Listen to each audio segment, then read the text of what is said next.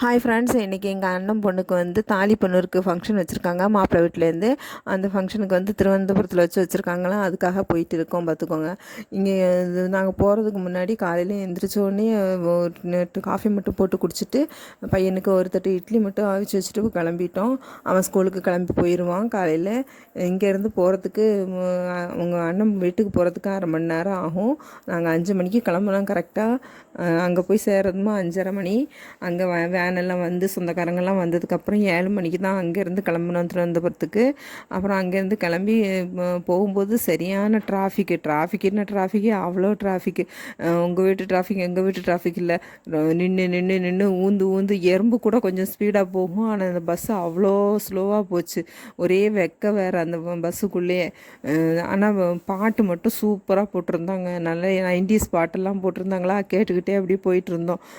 ஜாலியாக தான் இருந்தது. அதுவும் அங்கே போய் இறங்கினோடனே ஒரு மழை பெஞ்சு பாருங்கள், டக்குன்னு ஒரு மழை. அது எங்கே இருந்தது, நாங்கள் போகிறதுக்குன்னு வெயிட் பண்ணிகிட்டு இருந்த மாதிரி போனோடனே மழையும் பெஞ்சிருது. அப்புறம் ஃபங்க்ஷன் வந்து கடகடான தட்டு கை மாறிட்டு தாலிக்கு பொண்ணையும் உருக்கிட்டாங்க.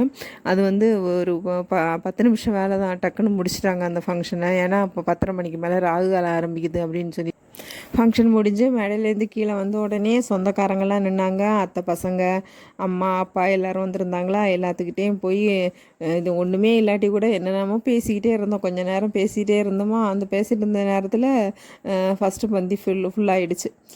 இதுக்கு தான் பந்திக்கு முந்தணும்னு சொல்லுவாங்க போல் இருக்குது.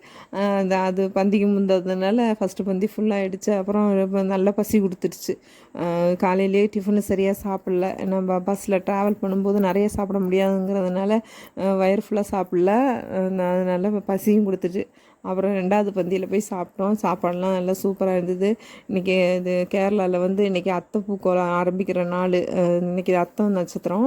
அன்றைக்கி தான் அங்கே அத்தைப்பூ அன்னையிலேருந்து தான் ஸ்டார்ட் பண்ணாங்க. 10 நாள் ஓணத்துக்கு முந்தின நாள் 10 நாள் முன்னாடியிலேருந்து அது இன்றைக்கி தான் ஸ்டார்ட் ஆகுதா. இன்றைக்கே சദ്യயோடு சாப்பிட்டாச்சு. இன்றைக்கி 11 கூட்டு, அப்புறம் 2 பாயசம் வச்சு செம்மையாக ஒரு கட்டு கட்டி வச்சு சாப்பாடு.